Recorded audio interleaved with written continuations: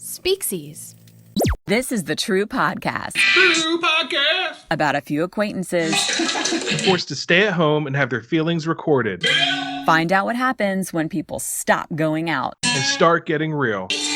About toilet paper. We're your hosts, Scott and Erin. This is Panic at the Costco.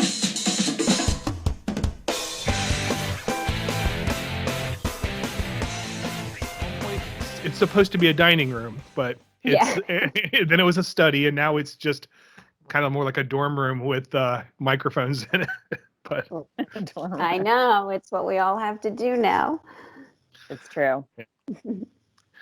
Well, we are recording, so we can just start chatting whenever you're ready. Okay. So we Scott, obviously this is Jane, Scott. Jane and I used to work together, years ago in this in an ad agency. Same one as Garth, actually. Oh, yeah. Really? My goal is to get every one of my old coworkers on. I know, it's fun to watch him. I watched it. Yeah, he's definitely entertaining. So we used to work together there at this ad agency outside of Baltimore, and just kept in touch over the years. And I think something, I was thinking about this the other day, like, there were good times, bad times, mostly good, but whatever it is, something about that place, we've just kept in touch with so many people, and you just end up working together one way or another, or just, I don't know, there was you could disagree about work or whatever it was, but there's something that tied and binded people together. There were definitely good years there, no question. And it's true, because I keep in touch with a lot of people, and I work with a lot of people there, and it's great. It's so great. You wish you could figure that out and bottle that for everywhere, right? Because I've worked at pretty much one place that was like that as well, and I was thinking about that yesterday, because somebody had posted an old photo on Facebook, and we worked together 15 years ago. We're like, why was that place so special? We had such a good time. We all still kind of connect, and that's just not the case for every place. So could we figure that out? How did that culture happen? There has to be some kind of mutual respect.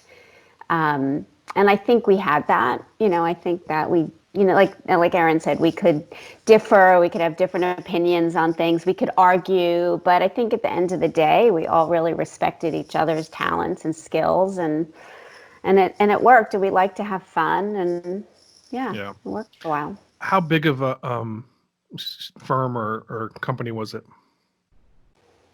It varied, right? At one point, 25. Okay. 5 to 30 to 40. It was crazy that,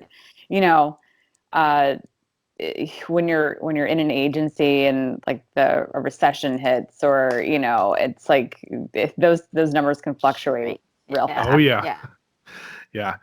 Definitely been through that as well at companies where it's like, oh, there's 5 of us, now there's 60 of us, and then it's like, there's about to be half of us. It's tough, but well, really excited to have you on the show. Erin had mentioned a little bit about what you do, and I've looked at kind of what you do, but I don't know a ton about it. I purposefully didn't, but I wanted to hear you talk a little bit about it. But I think, what do we call it? MBS, mushy brain syndrome? Is that, that who coined that? Was that you, Erin, or is that Jane have a trademark on that? Or? Oh, no, I stole that from you. Okay. So that's what I get paid the big bucks for, people. No, so I think it was last episode about creativity. Right. And we were talking a little bit about the or you the lack of focus, and, trying to be creative and all this. And then I think it was actually Garth. How many times do we mention him on this podcast? I think a lot. He said, my brain has turned to mush, and I responded with, well, help is on the way. And then I just sort of took that mushy brain syndrome, which I think is just no matter really what field you're in, or if you have been a stay-at-home mom this entire time, or you've been just a, single person who is, was supposed to graduate from college this year or whatever, like, I think everyone can relate to that. Maybe if you are on the front lines and you have a job or maybe you're an inventor who needs to find the cure for COVID, you have to be at the top of your game and you don't have time to have mushy brain syndrome. But I think the rest of us are dealing with that. I don't know. Yeah, definitely. What have you been hearing, Jane? Oh, definitely. I mean, I hear people say it all the time. I mean, a friend said to me the other day, "Oh, my brains are scrambled." And then my sister, like a few hours later, my sister called me and she goes, "I can't even remember why I called you." She goes, "I've just been like," she said, "my brain is mush." And I think that I'm hearing a lot of that, a lot of people just feeling distracted.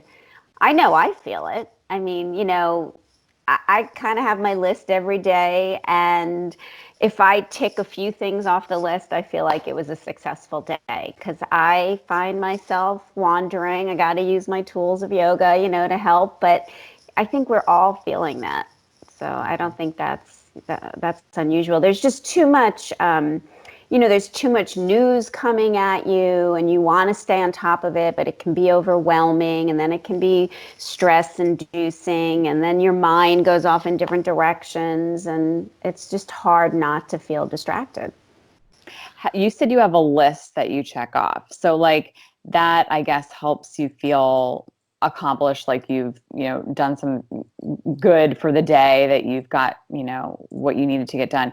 Do you guys ever because I know I do, I am so hard on myself when I haven't accomplished everything that I need to accomplish, or I can't remember why I walked in a room or where I put my child or whatever. I get really hard on myself. I don't, maybe that's just a weird personality trait, but yeah. No, I would say that I'm similar. And I think that's something that we may have mentioned that before. I think you and I, Erin, for sure have that similarity of you want to, especially as parents, I think that's another dimension to it that you feel like, oh my gosh, the kids have been on devices way longer than I wanted them to today. We did go ride a bike, but like, is that enough? Like, is that like what's going on? And then there's work and everything else. So yeah, I would say I feel the same way. But I also think last time we talked, I was kind of like, nope, I don't feel a sense of community. I feel like everybody's just sort of bickering and stuff. But I will say, I do think there have been a lot of people saying, hey, you have to practice self-care, whatever that actually is, and like, don't beat yourself up. And sometimes you hear that over and over and you're like, okay, I guess there's some truth to that. We are in a weird time. You can't beat yourself up too much. Control what you can control and all of that. So I'm trying to tell myself that. Yeah, we say that in the yoga community all the time. You definitely have to cut yourself some slack. You have to realize this is a different time and that, if you don't get everything done on that list, it's okay. Tomorrow's another day at home. It's like, put that at the top of your list for tomorrow. And you do need to take care of yourself. I actually hate the expression self-care, but you do need to give yourself some downtime and take some time to just be quiet or just be or read or take a walk or whatever that is for you. Take a bath, whatever that is for you. And it's, I know, I understand how hard it must be with kids, because I said that to Erin on the phone. I was like, I say that all the time, is I can't even imagine going through this with kids. I don't have any kids in the house. I have a husband and I have a dog and I have a mother-in-law in the house, but I don't have kids, and I can imagine how challenging that must be. And I'm really grateful that I don't. So I respect that. Well, speaking of kids and challenge, your son, David, got married during COVID, right? He did. Yeah. was that like?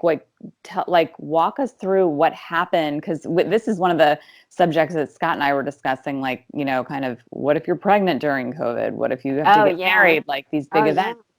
Yeah. So what happened? It was crazy. It was horrible. It's funny because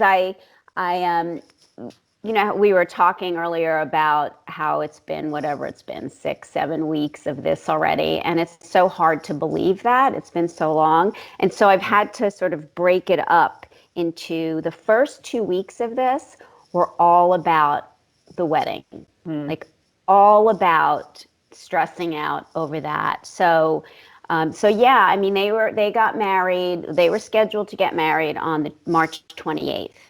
And this stuff started happening, and it became apparent that it was going to be an issue, and people were starting to bail. It was supposed to be 165 people at a winery in Northern Virginia, and people were starting to bail. And for the first several days of it, the kids were kind of like, "We're going to go for it. We're going to go for it." And then my son's grandmother from Florida called and said she couldn't do it. And I was so upset that she was even thinking about coming, because she shouldn't be doing that traveling. But when she called, that hit close to home. And so they kind of called a family meeting. So all the parents, and there's 3 sets, because my ex, I'm divorced from my first husband. So there's 3 sets of parents. So we had a family meeting, and the kids came in, and they just basically announced that they were going to postpone it, that they knew that that was the right thing to do. And I was so relieved, because for that week, I mean, we're within like a week of the wedding, 2 weeks of the wedding, and I'm like praying that I don't get sick. I'm praying nobody gets sick, because what if I can't attend my son's wedding? Right? Like that would be the worst thing in the world. So, short of somebody dying, but so that was a panic. So once he said that, I was so relieved, because I didn't want people traveling and coming and whatever. So they decided to postpone it. They went to plan B, which was, we'll just have the wedding party go to a small restaurant in Virginia, because they had to get married in Virginia. That's where their license was. And so they spent a couple of days looking at restaurants, and then the restaurants closed. So then they went to plan C, which was, we'll find an outdoor spot in Virginia. They went to go look at some outdoor spaces, and they found a place in Founders Park in Old Town Alexandria. And they invited the wedding party, basically. Not even the whole, it went from the wedding party to the family and a few close friends. And then they were all supposed to come back to my house afterwards for dinner. That's like this big wedding at a winery for 165 people was now like 20 people in a park, and supposedly coming back to my house. And by the time it all happened, it was 20 people in the park and 9 people at my house, just the parents and a sibling. And it was the most beautiful and special day. And it was supposed to rain. I mean, the forecast was to rain. It was like, of course. will anything go right? But it didn't. It cleared up. It was cloudy and a little cold, but it was this gorgeous spot on the edge of the Potomac.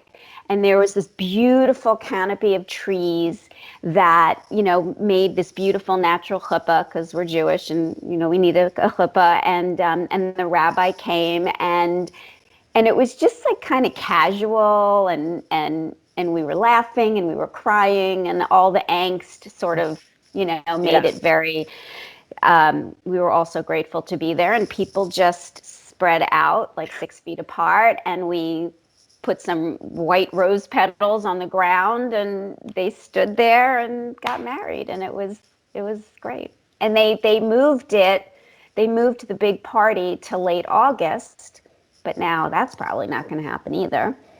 So they're deciding what to do, but they're married, and that's what's important. Yeah. I mean, talk about stripping it down to what it's really all about. There you go. Like, yeah, man-made huppah and, your closest friends and family. Like, wow. Yeah. Cause now they're quarantined together, right? For the first few months of marriage, marriage boot camp going on now. Exactly. And, they could end up getting married on their first anniversary, having the big wedding on their first anniversary. That's one possible scenario. So we'll see. But it sounds like everything was handled. I mean, I can't imagine the stress, just because we've talked about other things on here before where at first, during mid to late March, when this was all starting to go, I think things are going to start getting canceled. You almost feel this moral responsibility of like, I'm sure you guys were struggling with that, or the kids, especially, where you want to keep it going. I'm sure there's deposits, there's all these things, we want to push through this, but then there's that weird dilemma of, are we doing the wrong thing to keep it? And then that must have just been so, because again, we've talked about things that were much smaller scale. Like, we talked about the run that was going to happen and going out on, holidays and things like that. But we're like, at least it's not a wedding. Over and over again. Could be worse. It could be worse. It could be a wedding. And what would you do? But it sounds like, and I'm glad you didn't get rain and it was a beautiful day and you had that. So it sounds like it'll be a celebration at some point. It will. Big celebration. Everybody says that. They're like, you know what? Yeah. We're going to have the biggest party. We're going to hug so many people. So maybe, it would be even more amazing if that's even possible than it already would have been. But, that's, they're married. Yes, that's the point. Right. So that's the point. I kind of going back to one of the reasons why Jane's on here. Sorry, one of my kids' toys just randomly. I feel like this has happened. No, it was my light that happened before. Now a toy just went off. God, I heard that. Yeah. On here. I thought it was at my house. It sounded like an iPhone alarm or something, or a kid's toy. I was like, that'd be a play kitchen. The play kitchen's timer went off. Right. But I think our days of apologizing for background noises are over, to be honest.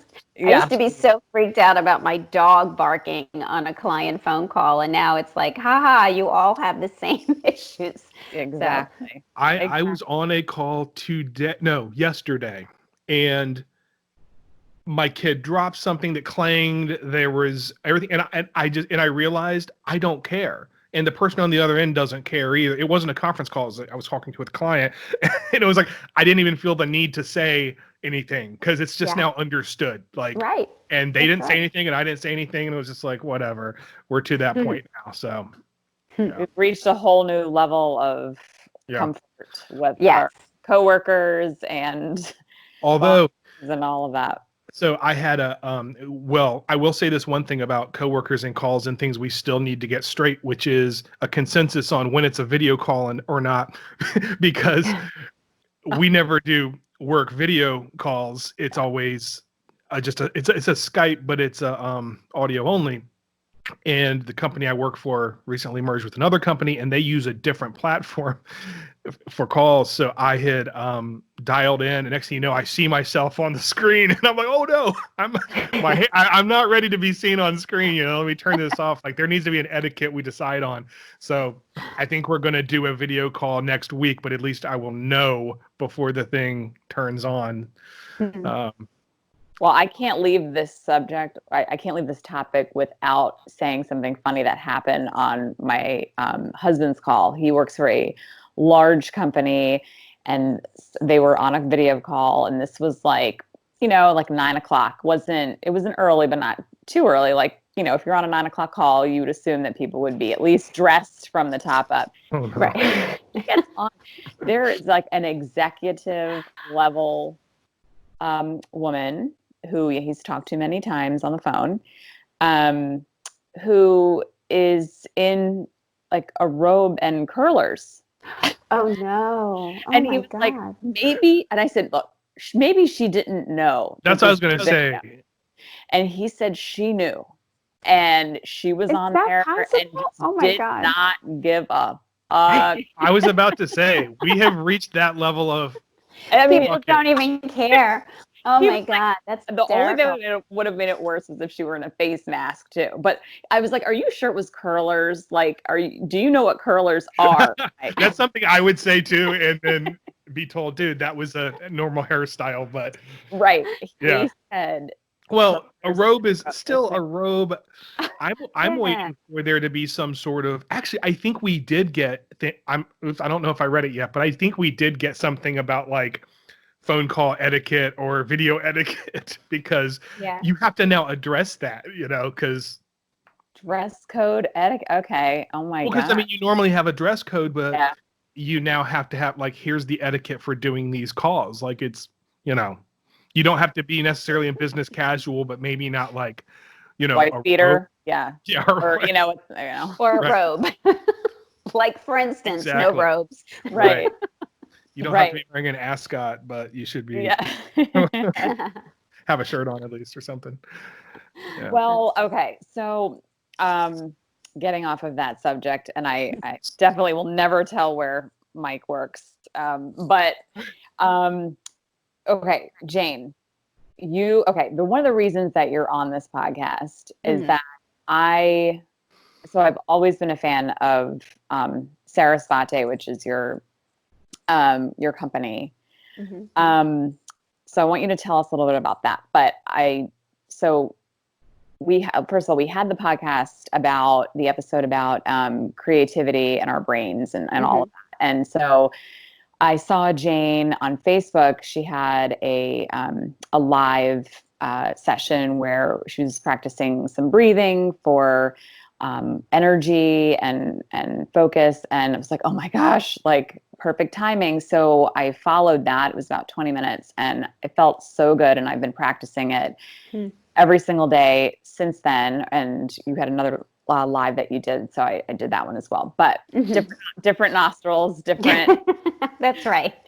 Different areas to target here. But so that's been really great. And since we were talking about so much of our kind of issues with all of that stuff, we were hoping that we could have kind of a solution with this podcast and a tool at least that can help everybody with those issues. So maybe you could talk a little bit about what Sarasvate is and how it helps not only like with, in times of COVID, but like maybe other people that it helps in memory and stuff like that. Sure.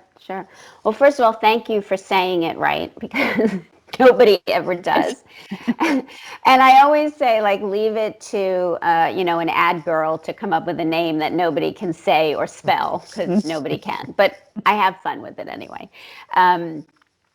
But I founded Sarasvate because I lost my mother to Alzheimer's. And so as Erin knows, lost my ears. I'm a yoga instructor. And through my training, I lost my mother to Alzheimer's, while I was doing some of my training. And I started, throughout her disease, I started to really explore the impact of yoga on the brain. And I saw her use yoga throughout each phase of her disease, and I practiced yoga with her, and a lot of breath and meditation helped her get through every phase of the disease. And so I just started exploring more, and I reached out to a lot of people in the medical field and the integrative health field, and I came upon this fabulous organization in Tucson called the Alzheimer's Research and Prevention Foundation. And they were doing some really interesting research around yoga and meditation and other lifestyle factors, and it's their impact on cognitive function and memory.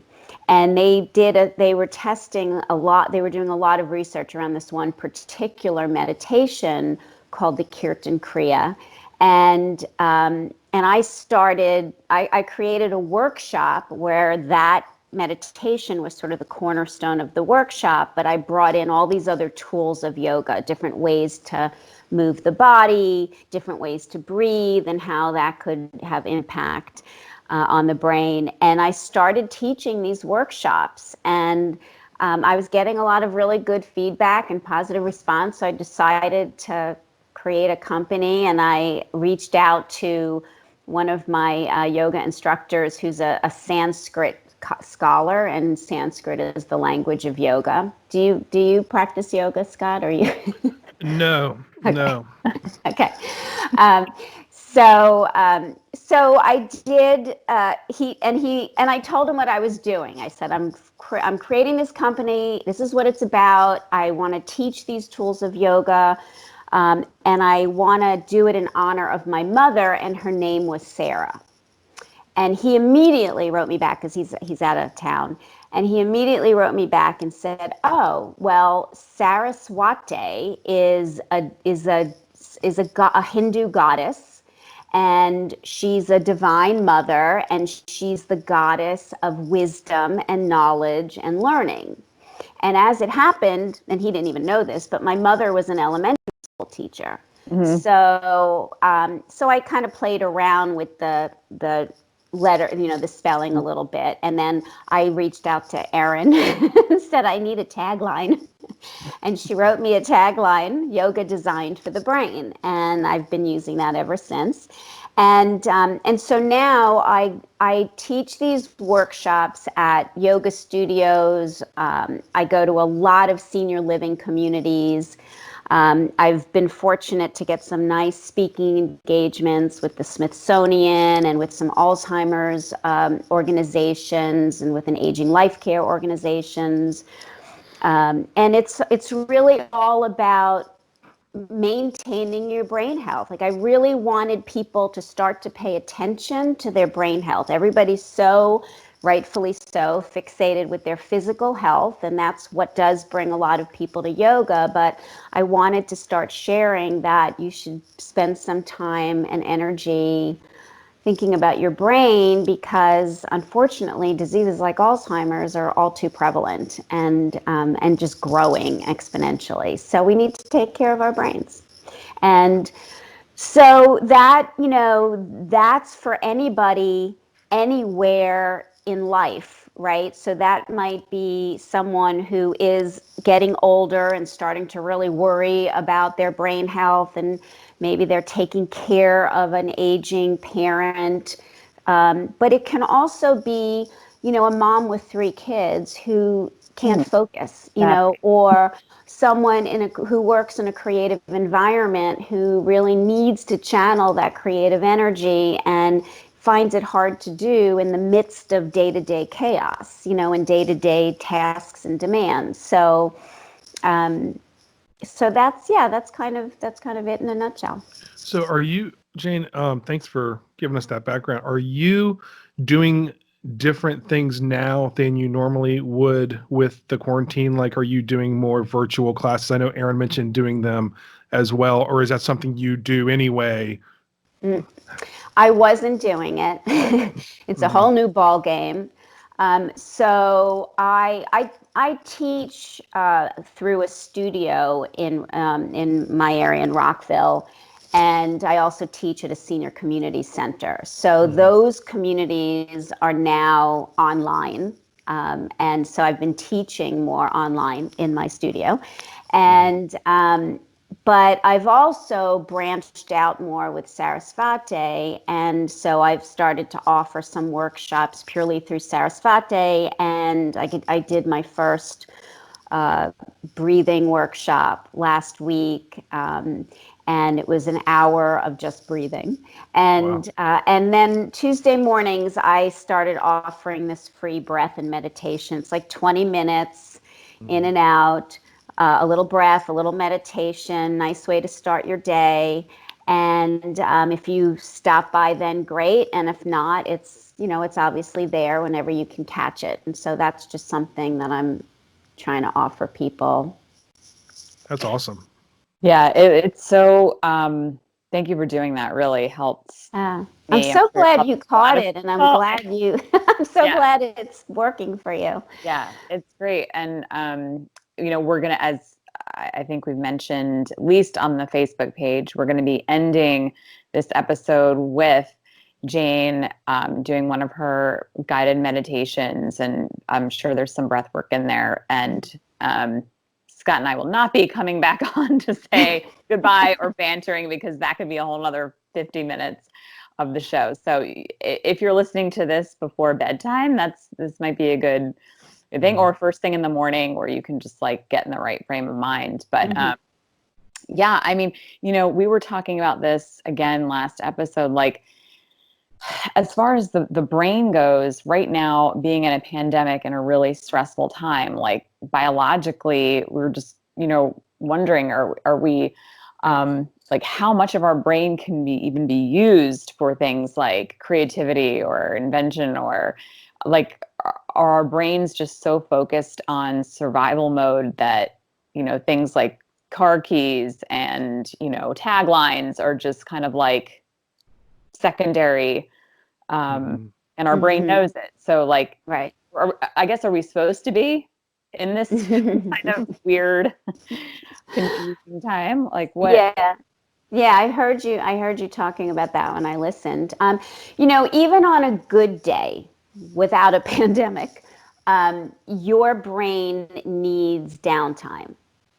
So whether it's getting a really good night's sleep, which is absolutely critical, or it's just clearing the mind every now and then because there's just so much coming at it. It absolutely needs downtime. And it's that downtime that helps the brain regenerate and regroup.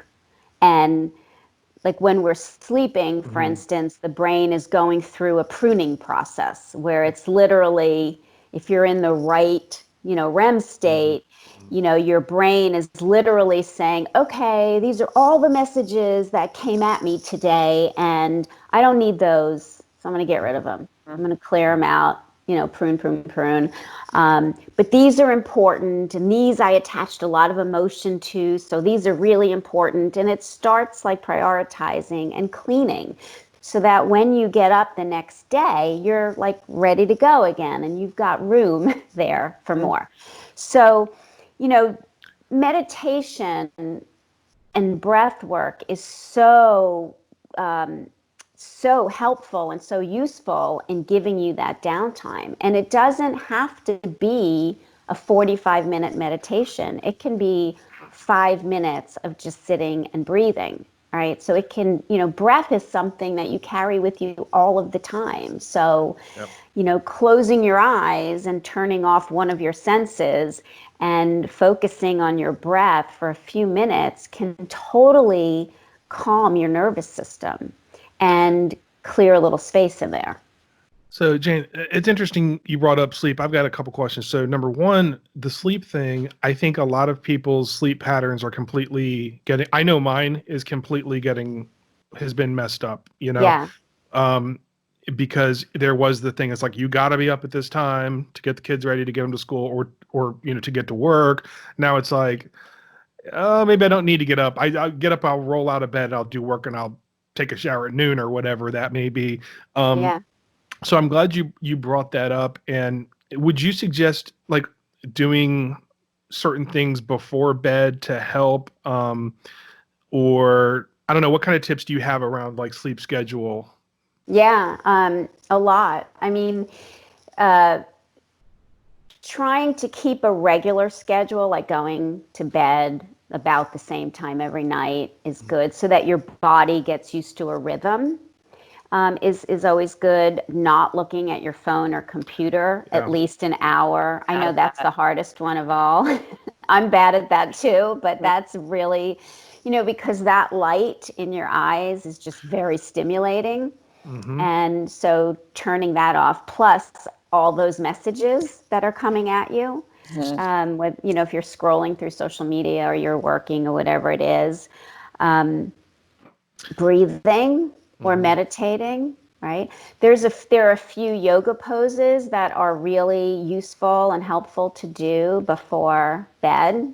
I'd be happy to show you a couple.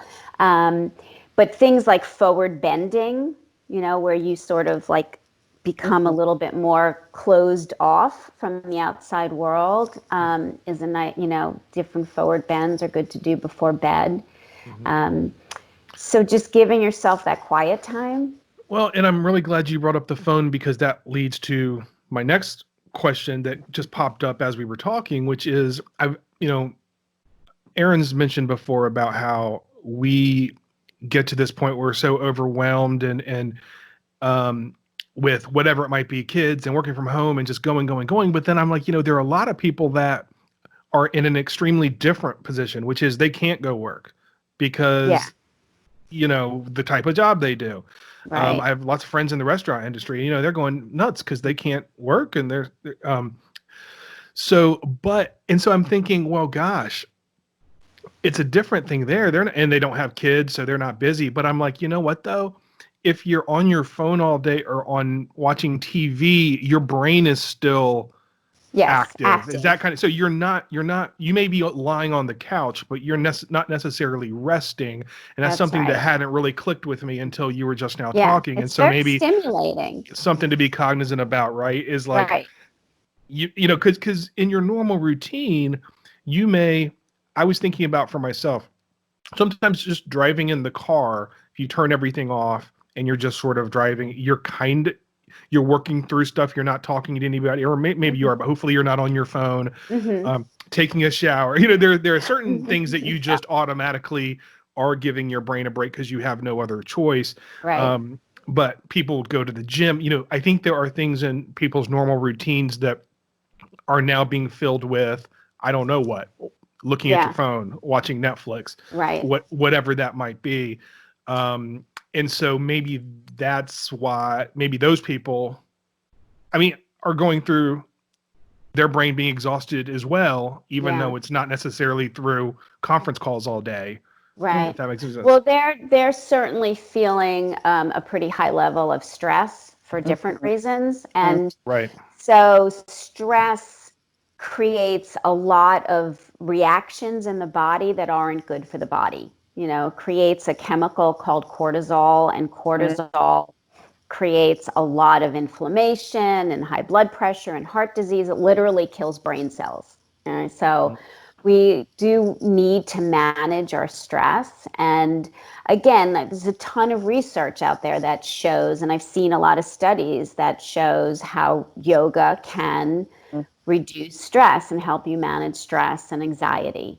And, sometimes so you could be in the shower and your mind can be racing, right? You could just be thinking of things that you should be doing, or like what's happening out there with the kids, or, I got to get out of the shower and do this, this, and this, and I got to go make my grocery list, whatever it is. Or you could be in the shower and taking a very mindful shower, right? So there's two different ways to approach that. Mindfulness, is just being in the present moment without judging it. So here I am, I'm in the shower. This feels really good. This water is so warm. I can actually feel the water running down my body. Like, that's a mindful shower. That's being in the present moment. And that's a stress-free moment versus I got to do this, this, this, and this when I get out of the shower. Yeah. So you're really, I think that's a struggle, is, remaining present, right? Like during this time, I think there's, especially maybe not so much now as like the first few weeks, like you said, like, around the time when your son was getting married, where everything was just changing so fast. Yeah. Like things are still changing fast, but it was like every minute you turned the news on or read something, it was like, oh my God, now what? Now what? Now what? So our worlds were changing so fast. It was nearly impossible to just come, your body's going through so much adrenaline, and you're so focused on what's next. It was really hard to stay present. And now, and we've talked about this on a previous episode, that when, our collective adrenaline is like, we're coming off of that and then feeling very tired, like crashy. We were just crashing. So is now like a good time before things start rapidly changing again in the next weeks? Like, now it sounds like a really good time to like get ourselves focused and be able to like collect ourselves before, we're faced with even more change and uncertainty. I don't know. Just yeah. I think it's a really good time to build some good habits, because just so much, I don't know, you're just home so much and things are different and you're not in your same old routines. And so maybe it's a good time to try some new things, like you're trying these breathing techniques, and finding them work for you. Hopefully that's something that you'll carry into whatever the new normal is, I was listening to a podcast. I don't remember if it was today or yesterday, and they said this, and I hadn't thought about it this way, but have you ever heard of people that have to go to prison and they say you can either do the time or let the time do you? And it's kind of like, oh, it's a good way to think about it, because I've always thought, if I ever get locked up, I'll do a bunch of push-ups and come out, prison ripped, which it's like, but would I really do, or, read a bunch of books, get some degrees. Right. And we're kind of in that spot right now. So, so far I haven't done jack other than start a podcast, but I would love to. So one thing, something. Yeah. Well, true. Yeah, exactly. That's a big thing, I think. And it has been very helpful for me mentally to even just have these conversations. And I hope other people have found, I know other people have found benefit from it as well. But one thing I would like to do, I know that my breathing is bad. And I know that because I went to a therapy session one time with somebody, and the first thing they said to me was, you don't breathe. And I was like, what?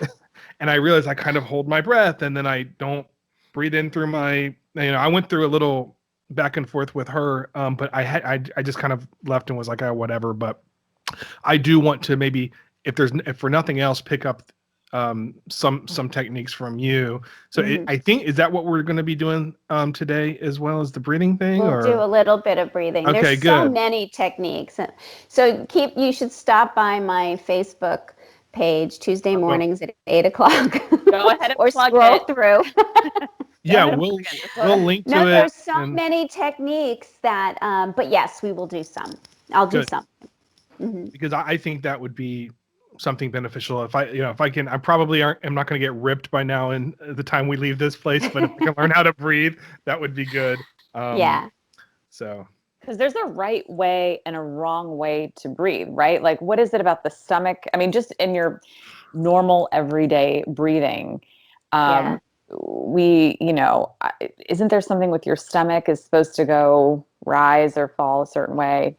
To go out. I mean, the thing is, when we breathe, we tend to breathe very shallow. And most people are chest breathers. They're breathing way up here. But you should really be using all the capacity that you have for breath. So, I mean, you can do this right now, like place your hands right at your lower belly. Belly. And like right under your belly button. Okay. Right? And I can even move back a little bit. I don't know if you'll see me. I'll lose my thing. But if you have your hands right under your belly button and inhale and puff the belly out, and exhale and feel the hands move back towards the spine. Yeah. And do that a couple times. So inhale, inflate the belly so the belly pushes into the hands. What if your belly's already really inflated? Oh, sorry. Okay, I won't make any more Aren't jokes. all of our bellies really I know, like right now? Come on. Not hard to do during this time. Right, that's right. All right, so you felt that, right? Yeah. All right, now move your hands up to your ribs, okay? So right along the side of your ribs and the thumbs in the back, right? And breathe there. So inhale and feel the ribs expand. And exhale, your hands will move back towards the spine. Right? Now breathe up here into your chest. So breathe way up into your hands. And exhale and everything goes down. Yeah.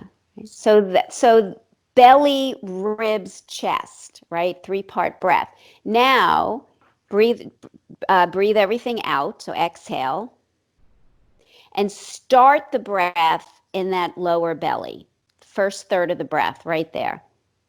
and then move the breath up into the ribs. And then bring it all the way to your chest. So that's one long inhale. And then exhale it all out through the nose. Yogic breathing is most often in and out through the nose, right? So do that again. Yeah, do it one more time. Felt that, yeah. Feel it. Yeah, belly, ribs, and chest. And exhale. Yeah. So those are really full, complete breaths. Much deeper breath than you typically might take. Well, just again, I don't mind revealing a little bit about myself. I do have some struggles with anxiety at times and have a hard time getting a breath. And I wish somebody had showed me that a long time ago, because sometimes you can't get a full breath, when you have anxiety issues. And just when that one, when you go the third down here, the third up here, it's like, oh wow. Yeah. I got a really full breath there. That was awesome, because it feels so good to actually get a nice full deep breath. So thank you for that. That was awesome. You're welcome. So I guess when we are in a state of like nervous or anxiety, or, whatever it is to you, where you're just, uncomfortable, are you mostly breathing from your chest? Or, I mean, I guess I could feel that, where if you're having more like some of the symptoms of like a panic attack is that shortness of breath, and you're probably breathing a lot right from here. Most likely. But personally, the problem I have is I don't feel like I can get a full breath into my lungs. That's the problem. And I'll just kind of be like, come on. And you're trying, and you just can't fill your lungs with the breath. Right. So try starting it down in the belly. That was crazy. That was like, I had a moment there, because I was like, oh my gosh, I just got such a full breath into my lungs. And so that was awesome. Yeah. Good. Tricks and tips all over the place. Yeah. Yeah. Love it. That's awesome. And like with breathing, like, it's just something that we just non-yogis, right? Like, just we don't think about it. But do you, as a yogi, is it something like, how often are you thinking about breathing or making the time during your day, not counting the classes that you're doing, but just personally to like take a deep breath or do some meditations? Like, what should the normal person be doing versus like? I mean, I do try to do some breath work every day, some seated, structured breath work every day, especially now. I mean, this is a respiratory disease, right? So anything that you can do to exercise your lungs is good. And that particular breath, that 3-part breath, right? You're using all the muscles through the torso, through the front and the back, basically. So you're exercising those muscles, you're stretching the muscles around the ribs, and that's all really useful and good for the lungs. So not a bad thing. And not only that, if it's helping with stress, you're helping your immune system, right? Because isn't that one of the really bad things about stress, is that your immune system, right? So it's sort of a win-win there. Right. And so anything you can do to exercise the lungs. I mean, I am very aware of my breath. I use my exhales a lot, and exhales are really important. We're going to do that in the exercise, in the technique I'll do in a few minutes. But using your exhales is a great release, longer exhales than your inhales. And so when I'm feeling kind of stressed or agitated, I will definitely use my exhales. So. Okay. I'm super excited to do this meditation, because I was telling Scott before we even started recording, like, it's been a tough day. This was a tough day. So and one of those days where it was just, minute to minute, just sat down really for the first time to do this podcast, which is awesome. And I'm usually able to do a giant exhale as soon as I sit down for this. I love it for just even that reason. But it much needed today. And I'm sure for so many people, no matter what day it is. And what day is it? We don't even know. Right. I I think it's it's a Wednesday. Yeah, I think it's a Wednesday. The day after Cinco de Mayo, which, by the way, did anybody celebrate that? Just either of you? I felt a little bit like a loser. I didn't. Okay. I didn't. I My didn't next door either. neighbor told me she was walking up to the liquor store to get her margarita mix. I was like, oh, that's nice. I was about to say my next door neighbors. It was funny you said that because they had a little get together, and my son goes, "Is that illegal?" I was like, "Well, I said they've got about 5 people over there. They're not social distancing with each other, but whatever, you know." We don't know. We were saying that too before we got on. Like, this is one of those times where we're just kind of waiting and what are we supposed to be doing and not doing? What phase are we in? What's going to happen on here? It's like May 15th is the big day where in Virginia where some businesses are allowed to open up. And so I think people, I mean, I'm kind of confused. I don't It is a little know. confusing. I am too. I don't know what it's like in Maryland or if we're all kind of doing something similar, but I don't know. I was talking to Steve yesterday, Steve Glissman, who I do the other podcast with, and right before the show, I was starting to share with him something I had just read on the Washington Post blog, which is a pretty good resource for what's going on. And as I started to go into it, because it was kind of not great news with how things might be going, he's like, I can't hear it. And I said, you're right. I'm sorry, because it's just going to bring us both down, and we're supposed to be in a good mood when we do this podcast. And it's tough because you always want to be informed, but I think also what's tough is the fact that we want to rely on experts, and some of the experts' projections have been completely wrong, and of course that's going to happen. But I think we're at a place now where we feel like we're at a critical juncture, but we don't really know what the right approach is. And then everyone has a lot of people have really loud opinions about it, and it's easier to just tune out. Yeah. So anyway, I don't want to bring up that stuff. And that's one of the reasons why with this episode, especially, we were like, okay, let's take a break from just freaking out as much as we can and bring Jane on, and she can help us with some ways to cope with that. So, anyway, yeah. So maybe, I mean, if you kind of maybe tell people what like the purpose of this meditation is going to be, and kind of like how long it's going to be, what to expect, that sort of thing. Okay. All right. So I'm going to start with a little breath exercise. So just a few ways to use the breath.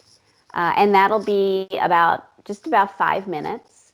And then I'm going to walk you through a guided meditation. And Erin, you and I talked about one that might help stimulate some creativity and creative thinking. But in both the breath and the meditation piece of this, there will definitely be some calming aspects to it, because I think we all need that.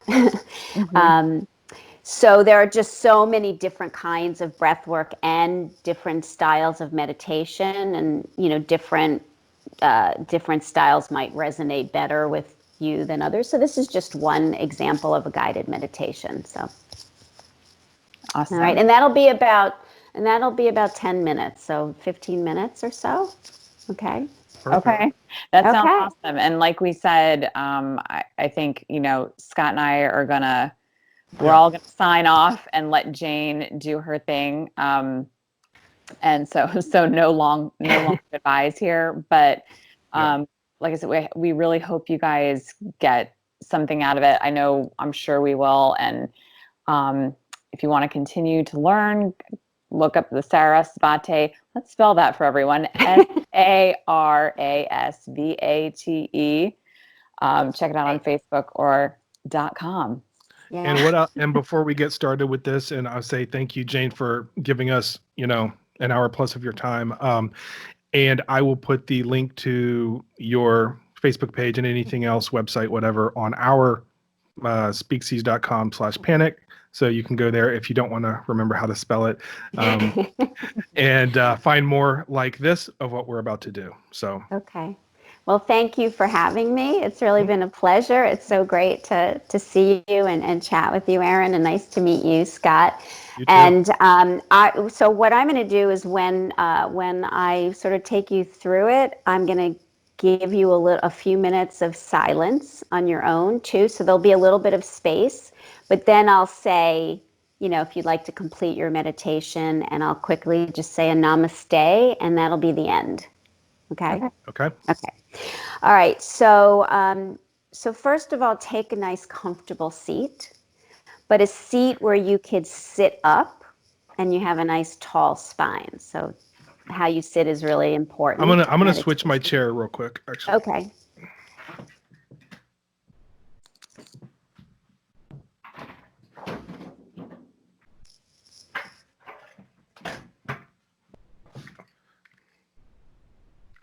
Okay, I just got one that doesn't have arms on it, so. Okay. All right. So go ahead and close your eyes.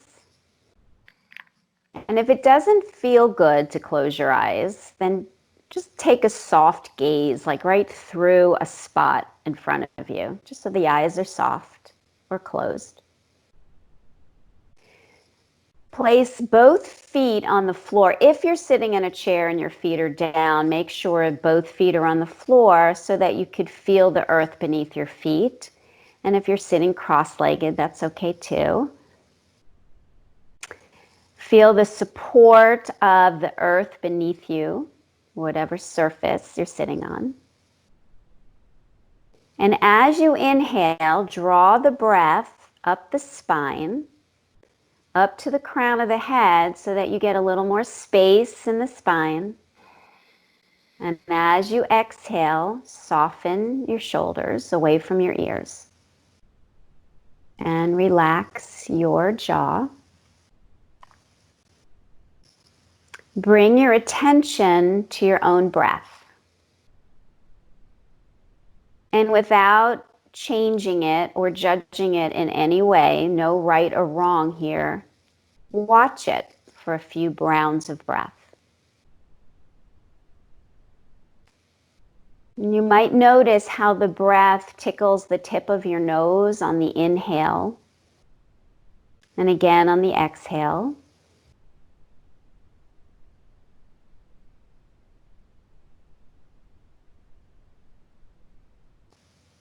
Watch where the breath enters the body and moves through the body. So notice the expansion and where the expansion takes place on the inhale, and the contraction takes place on the exhale.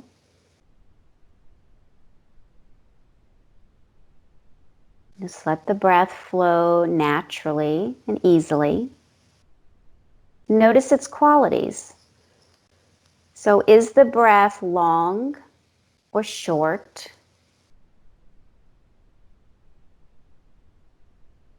Is it wet or dry? Does it get stuck anywhere?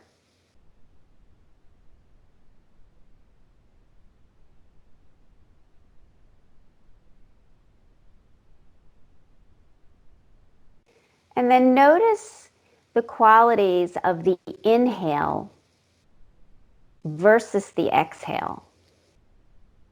Notice how it feels in your body and how it might affect your energy or your mood.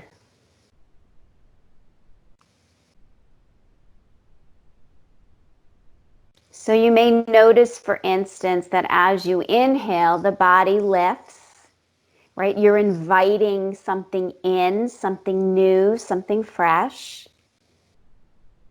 And as you exhale, you might notice it's more of a release.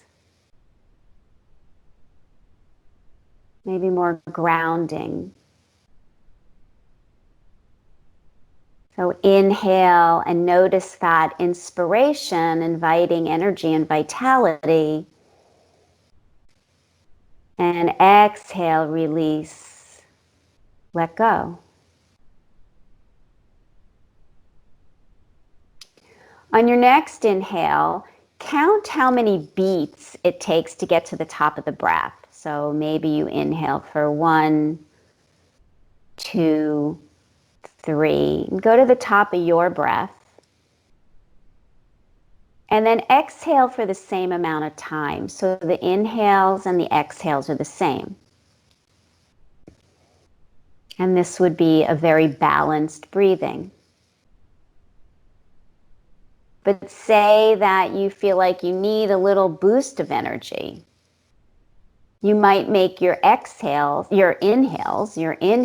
twice as long as your exhales. And let's say you need a little calming. You need to let go of a little stress. And you might make your exhales twice as long as your inhales. So for the sake of this practice, let's do that. Let's make our exhales twice as long. It's nighttime, time to release and relax.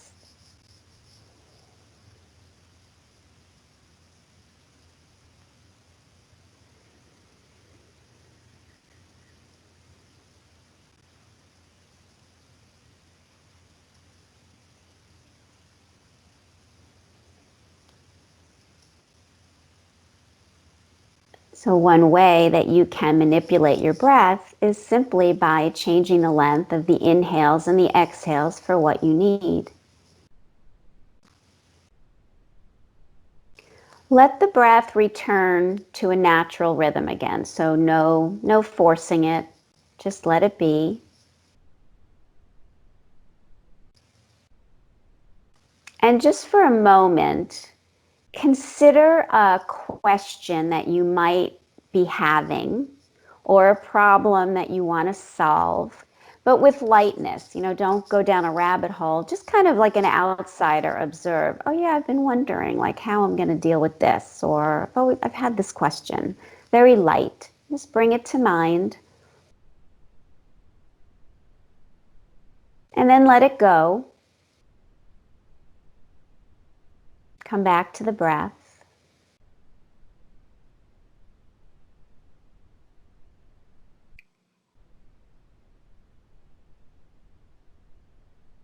And since we can't do much physical traveling, let's take a little journey through our mind's eye.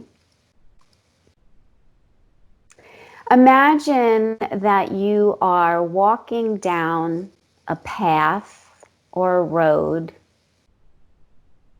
somewhere that feels really peaceful and calming to you. Maybe it's a place that you've been and it's your favorite place and you love it. Or maybe it's some place that your imagination takes you for the very first time. Imagine yourself walking down this road or this path. And with your eyes closed, look around you as you're walking and see what you see. Notice if it's very open and spacious, or if you're surrounded by something like trees that close it off and make it quiet.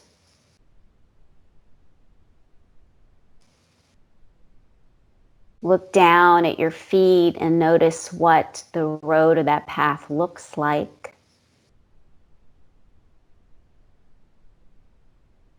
Look up at the sky and notice the colors of the sky and if there are clouds or the sky is clear.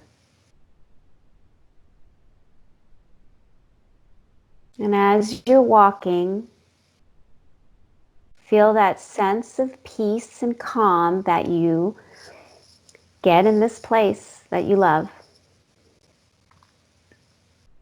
And see what you see as you continue to walk. The colors and the textures.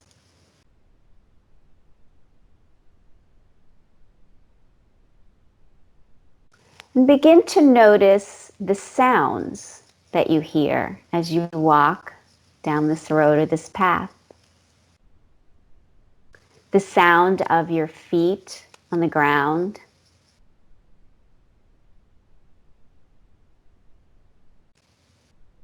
The sounds of any animals or birds or nature. Any sounds coming from the environment at all.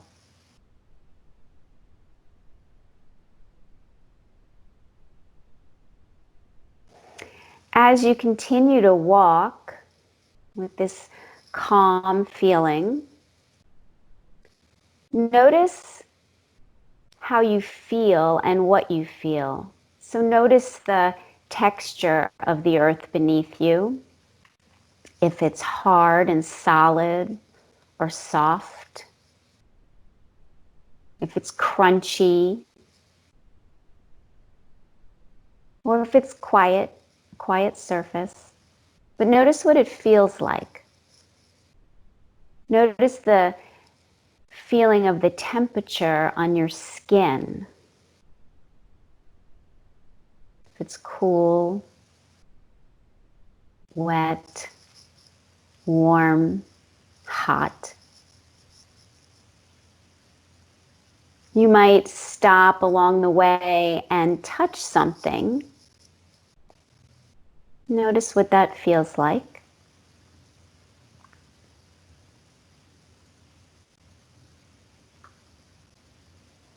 You might bend down at the side of the road or whatever path you're on and feel the earth.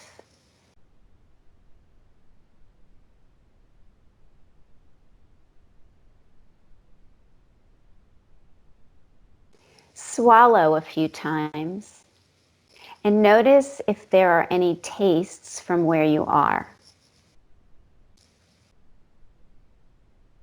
No judgment. Sometimes the air has a taste to it.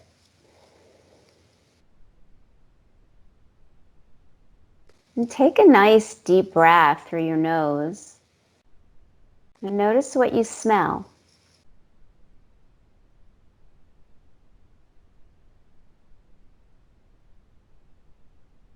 What scents are around you.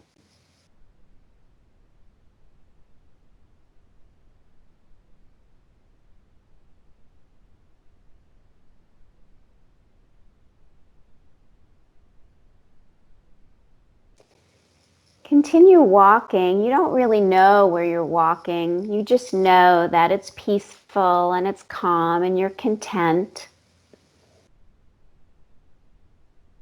And as you continue to walk, there's a little offshoot off this path or road, and you decide to take it. And notice what it looks like on either side. And as you continue on this little path you took, you notice there's a house in front of you. And it looks really inviting. As a matter of fact, the door is slightly ajar. As you approach the house, notice what it looks like. Is it a big house? A small house? 1 story, 2, 3? Does it have a lot of windows? A front porch or a deck? What does this house look like?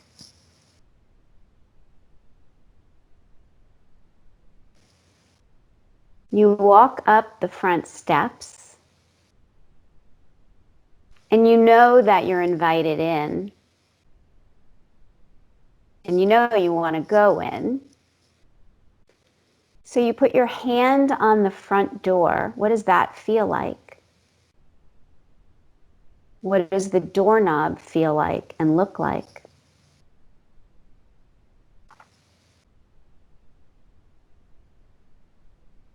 You walk into the house and it's so nice. It feels just like someplace you'd be so comfortable in. And you begin to walk around from room to room, noticing the furniture and all the knickknacks and the pictures on the wall.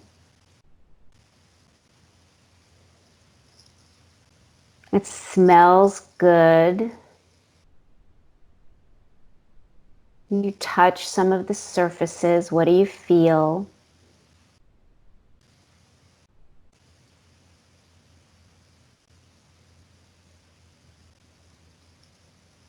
And you keep wandering through the house, just looking around, feeling at peace, enjoying the space. And you walk into the last room,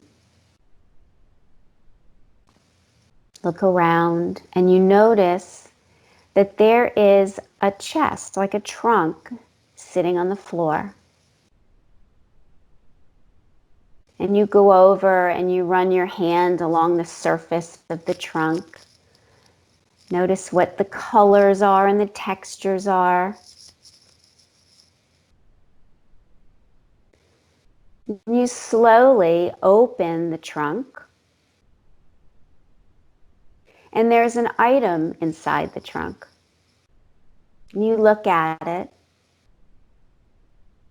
and you smile, and you pick it up,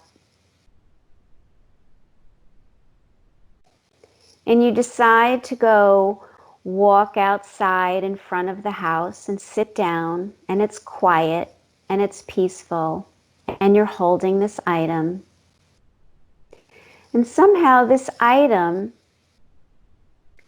has some answer or some perspective to that issue, that problem you're trying to solve, or the question you have. It might not be a direct answer, but maybe it offers a little different perspective, another way to look at it or think about it.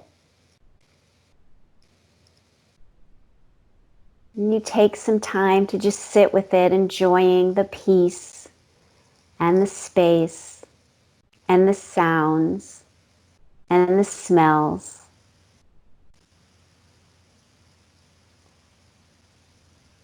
Take a few moments here enjoying this time of calm.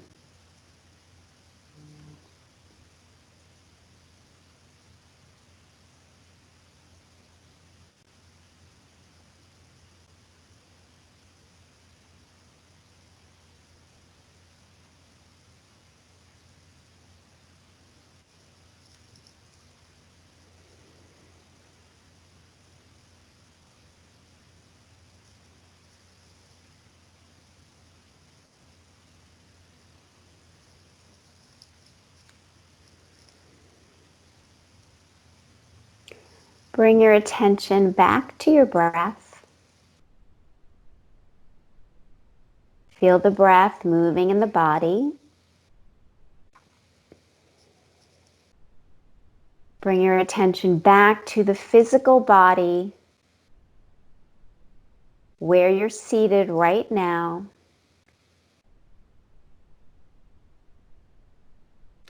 Take as much time here as you like.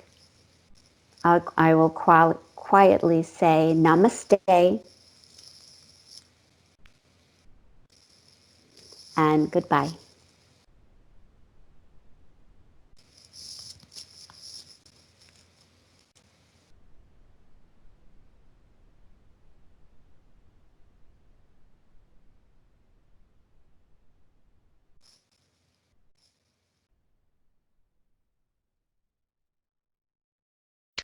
Speaksies.